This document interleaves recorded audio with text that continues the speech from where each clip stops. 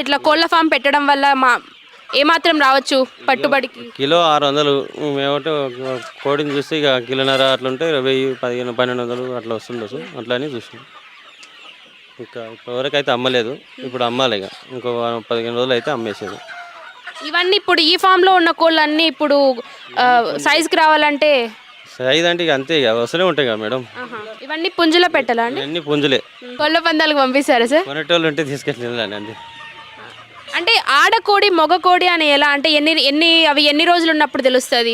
చిన్నవి అంటే అక్కడనే మనకు ఇచ్చేస్తారు. అది ఆడి చిన్నది అని అంటే ఆడనే మాది టెస్ట్ చేసి ఇస్తారు వాళ్ళు.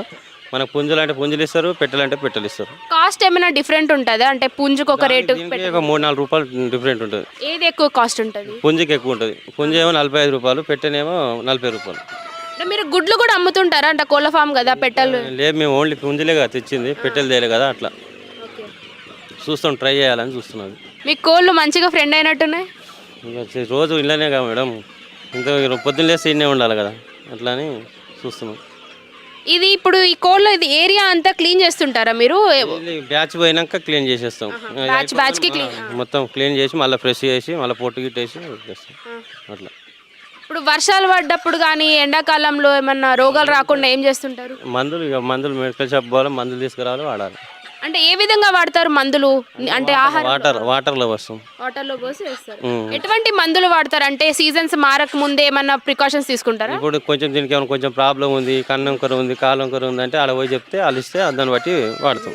అట్లా అంటే ఇన్ని కోళ్ళలో ఎలా గుర్తుపడతారు మీరు? అంటే రోగాలు చూస్తూనే ఉంటాం కదా మేడం, పోతుంటే నడుస్తుంటే ఒకటి కరువు అని కళ్ళు సుస్తాయి ఉంటాయి కదా, అప్పుడే చూసి గుర్తుపడి అక్కడ ఫోన్ చేస్తాం. మెడికల్ షాప్ ఫోన్ చేస్తే మెడిసిన్ పంపిస్తాడు, ఆయన్నే పంపిస్తాం.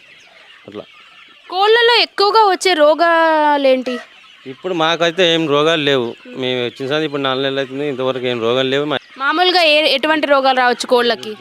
ఏం బీమారు బయట అంటారు కానీ నాకిట తెలియదు బయట సంగతి. మన వరకు అయితే ఏం లేదు. ఇప్పుడు 4 నెలలు అవుతుంది, మాకు ఏ రోగాలు లేవు, ఏం లేవు. ఇప్పటి వరకు బాగానే ఉన్నాయి. సార్ ఏంటి సార్ ఈ మిషన్ మీరు వేసుకుంది? వాటర్, అది మందు. ఇది వైరస్ గిట్నే వచ్చినందుకు వైరస్ రాకుండా కొడుతుంటా. 2 రోజులకు ఒకసారి, 3 రోజులకు ఒకసారి కొడుతుంటా. ఓకే, ఒకసారి కొట్టి చూపిస్తూ. ఇప్పుడైతే మనం చూస్తున్నాం రైతు మందైతే కొడుతున్నారు కోళ్ళకి, స్నానం లాగా అంట ఇది. ఎందుకంటే మనుషులు ఎప్పుడైతే కోళ్ళ మధ్యలో వచ్చి తిరుగుతుంటాయో వాటికి ఇన్ఫెక్షన్స్ ఏమీ రాకుండా ఆ వాటర్ లో మందు కొట్టి స్ప్రే అయితే చేశారంట. కోళ్ళకి ఎటువంటి ఇన్ఫెక్షన్స్, దానికి రోగాలు రాకుండా ఇది కాపాడుతుందంట. ఇది ప్రతి 2-3 రోజులకు ఒకసారి చేస్తారంట. ఇలా రైతు అయితే కోళ్ళని వాళ్ళ కన్న బిడ్డల్లా చూసుకుంటున్నారు. వాటికి ఆహారం కానీ, స్నానం కానీ, వాటికి ఎటువంటి రోగాలు రాకుండా అయితే జాగ్రత్తగా చూసుకుంటున్నారు.